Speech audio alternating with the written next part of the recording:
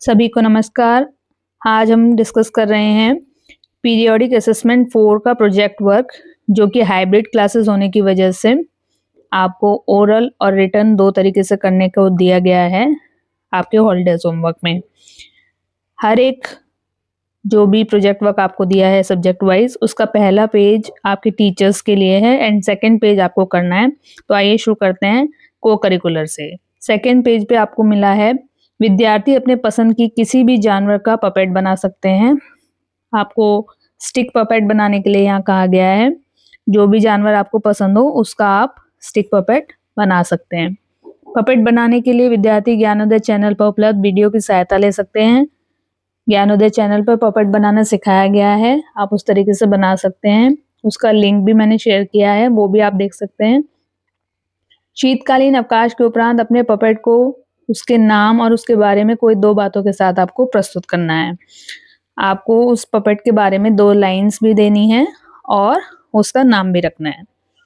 जैसा भी आप पपेट बनाने की विधि होगी उसको आपको डिस्कस करना है क्लास में। जैसे आपने पपेट बनाया, जब आप उसके बारे में डिस्कस करेंगे तो उसके 10 मार्क्स आपको प्रोवाइड किए जाएंगे। सेकेंड क्वेश्चन जिसके आपको 10 मार्क्स मिलेंगे जब आप अपने पपेट का नाम बताएंगे और उसके बारे में 2 बातें बताएंगे। ठीक है, इजी है ये बहुत। चलिए अब नेक्स्ट सब्जेक्ट पे आ जाते हैं। नेक्स्ट सब्जेक्ट है हमारा इंग्लिश। इंग्लिश का आनंदीज रेनबो वाला जो चैप्टर है माय कलरफुल वर्ल्ड, उससे ये आपकी मृदंग की किताब से दिया गया है। पहला पेज अगेन आपके टीचर्स के लिए है, इसमें आपको कुछ भी नहीं करना है, आप सीधे आ जाएंगे सेकेंड पेज पे। सेकेंड पेज में देखिए, यहाँ आपको फ्रेमवर्क ऑफ द प्रोजेक्ट दिया है। यहाँ पे आपको क्या करना है, read and listen to lesson Anandi's rainbow from the English text book Mridang with the help of parents, sibling या फ्रेंड्स। किसी की भी सहायता से आपको इंग्लिश मृदंग का चैप्टर आनंदीज रेनबो पढ़ना है और सुनना है। दूसरा काम आपको क्या करना है, आर्ट एक्टिविटी रिलेटेड है इसी चैप्टर से। जो इस चैप्टर का कैरेक्टर है हमारे पास आनंदी, उसके बारे में आपको क्या करना है, ड्रॉ करना है और बनाना है Anandi using paper cutouts, crayons और कलरिंग मटेरियल का इस्तेमाल करके आपको आनंदी का कैरेक्टर ड्रॉ करना है। उसके बाद decorate the dress using colourful bits. आपको आनंदी की ड्रेस को डेकोरेट करना है। जो भी आप उसमें बीड्स ऐड कर सकते हैं, पर्ल्स ऐड कर सकते हैं, स्टिकर्स ऐड कर सकते हैं। यहाँ आपको अपनी क्रिएटिविटी दिखानी है। नेक्स्ट है right one simple sentence about Anandi. Anandi के बारे में आपको एक सिंपल सेंटेंस लिखना है, जैसे कि इन्होंने एग्जांपल दिया आनंदी लव्स कलर्स या आनंदी वाज वेरी प्रिटी। इस तरीके से इंग्लिश में एक सेंटेंस आप आनंदी के बारे में लिखेंगे। इसके बाद आपको और क्या करना है, right one sentence showing how Anandi feels when she saw the rainbow. अगला आपको एक सेंटेंस और लिखना है कि आनंदी ने जब रेनबो को देखा उसको कैसा लगा, उसने कैसा फील किया। इसको आपने इंग्लिश में लिखना है। जैसे कि इन्होंने एक एग्जांपल दिया आनंदी फील्स हैप्पी या आनंदी फील्स शॉक्ड और आनंदी वाज एस्टोनिश्ड। इस तरीके से आप कोई भी सेंटेंस लिख सकते हैं। या तो आप ये काम करेंगे आनंदी की क्राफ्ट एक्टिविटी, या फिर एक और क्राफ्ट एक्टिविटी इन्होंने आपको दी है। अगर आपको ये मजेदार नहीं लग रही है तो art and craft activity number 2, paper plate का आपको रेनबो बनाना है। उसमें आप क्या करेंगे, make a rainbow using a paper plate. Half circle उसको कट आउट करना है, फिर आपको पेस्ट करना है कलर्ड पेपर स्ट्रिप्स। आप उसमें पेपर स्ट्रिप भी यूज कर सकते हैं, अलग अलग कलर की वूल्स यानी ऊन का इस्तेमाल कर सकते हैं, क्रेप पेपर का इस्तेमाल कर सकते हैं, अलग अलग कलर्स के, जो रेनबो के अलग अलग कलर्स दिखाने के लिए। और आपको हर एक कलर का नेम भी उसमें मेंशन करना होगा।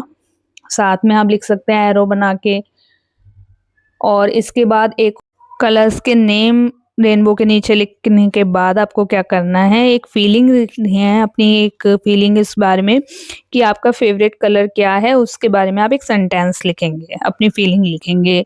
जो भी कलर आपको पसंद हो, pink, green, blue, but it should be in English में होना चाहिए।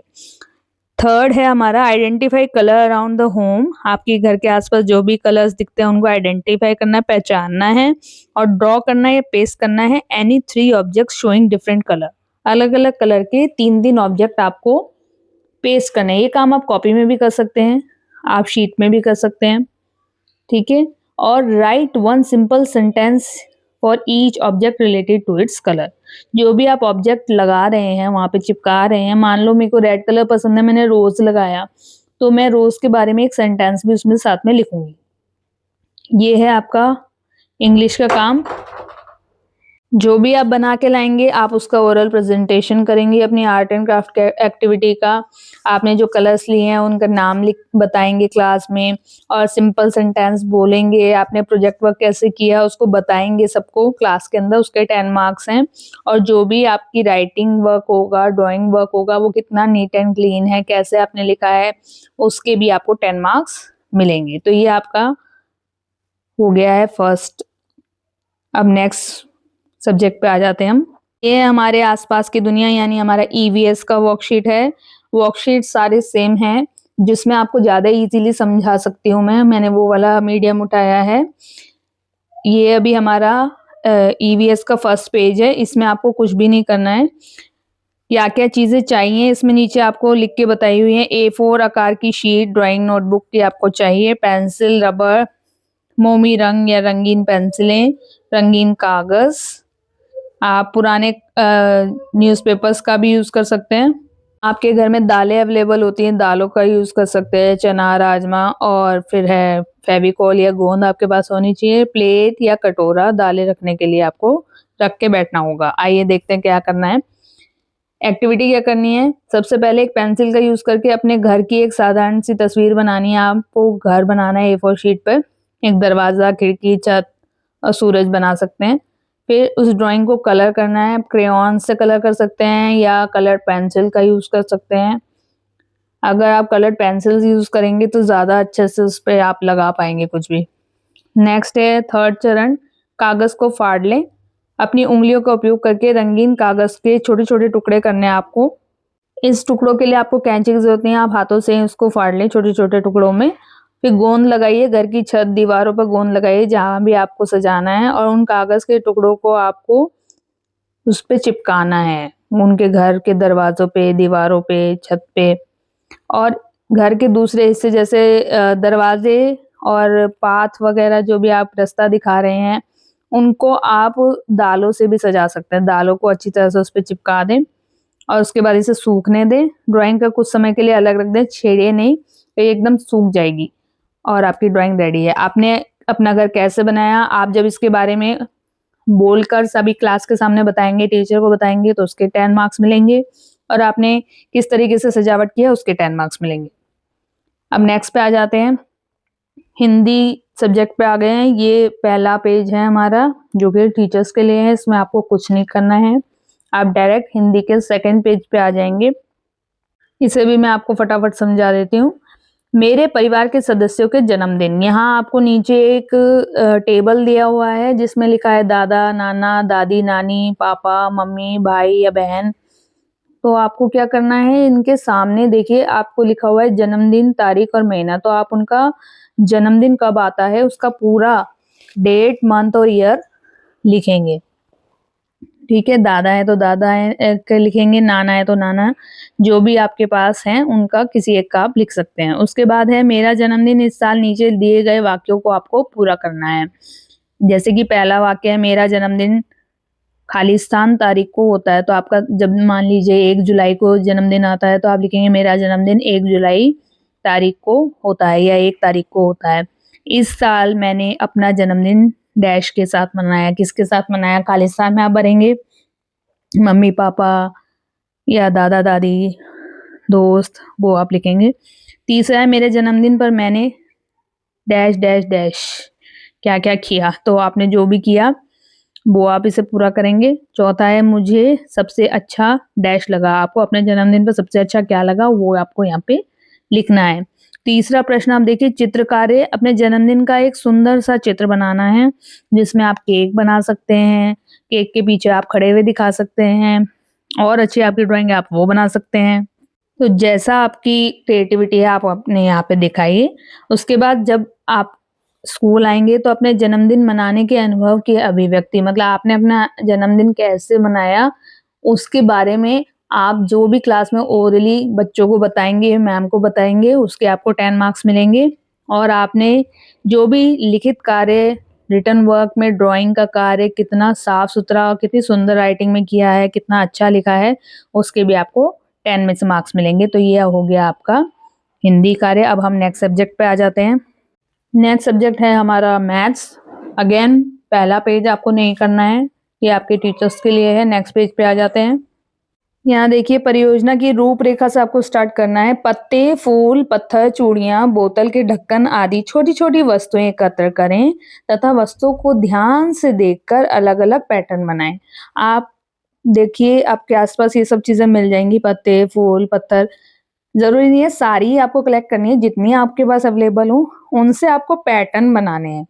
पैटर्न क्या होता है बच्चों, जिसमें एक ही चीज बार बार रिपीट हो रही है ना। जैसे हमने एक पत्ते को कलर किया, उस पत्ते को छापा, उसके बाद फिर से उसको छापा। इसको हम अलग अलग रंगों के माध्यम से भी कर सकते हैं कि हम दो रंगों को बार बार रिपीट कर रहे हैं या हम एक ही कलर को बार बार रिपीट कर रहे हैं। तो इस तरीके से हमें पैटर्न्स बनाने हैं। जितनी ज्यादा आकार के आप पैटर्न्स दे सकते हैं, ये आपकी क्रिएटिविटी के ऊपर है। आप अपने बड़ों की मदद ले सकते हैं इसमें। दूसरा है प्राकृतिक पैटर्न देखें, जैसे पत्तियां, जानवरों की त्वचा, पक्षियों के पंख, मधुमक्खी का छत्ता आदि। आप ये सब देखिए जाके कि किस में किस तरीके के पैटर्न बने हुए हैं। ठीक है। थर्ड है आपका ताली बजाना, कूदना, रुकना जैसी शारीरिक क्रियाओं द्वारा पैटर्न दिखाइए। ये भी आप कर सकते हैं कि आप ये करके दिखाएंगे कि हम हर बार दो दो की जैसे सीक्वेंस में ताली बजा रहे हैं, है ना। या फिर हम एक बार ताली बजाते हैं, एक बार कूदते हैं, फिर एक बार हम ताली बजाते हैं, एक बार कूदते हैं। इस तरीके से हम पैटर्न बना रहे हैं। तो आप अपनी शारीरिक गतिविधि जिसमें आप एक्शन करें, इस तरीके से आप पैटर्न बना के दिखाइए। फोर्थ वन है बनाए गए पैटर्न को कॉपी या प्रोजेक्ट शीट पर साफ सुथरे ढंग से बनाएं। देखिए जो शारीरिक गतिविधि वाला है वो तो आपको करके दिखाना होगा, या फिर आप उसमें एरोज से बना सकते हैं कि डबल आपने ताली का साइन बना दिया, फिर एक जंप का साइन बना दिया, इस तरीके से बना सकते हैं। लेकिन जो पहले नंबर पे है उसके पैटर्न्स आपको कॉपी में या शीट पे बनाने हैं। और जितना साफ सुथरा आप काम करेंगे, आपको पैटर्न की मौखिक प्रस्तुति क्लास में देनी होगी कि आप जो भी पैटर्न शारीरिक रूप से प्रेजेंट कर रहे हैं या जो भी आपने बनाया आपको बोल के बताना होगा कक्षा में सबके सामने। और दूसरा, जो आप चित्रों के साथ लिखित कार्य कर रहे हैं या वस्तु से पैटर्न बना रहे हैं, उसका जब आप मैम को दिखाएंगे, अपने टीचर को दिखाएंगे, सर को दिखाएंगे, तो उसके आधार पे आपको मार्क्स मिलेंगे। 10 मार्क्स बोलने के और 10 मार्क्स आपके रिटन वर्क के। That's it. Thank you.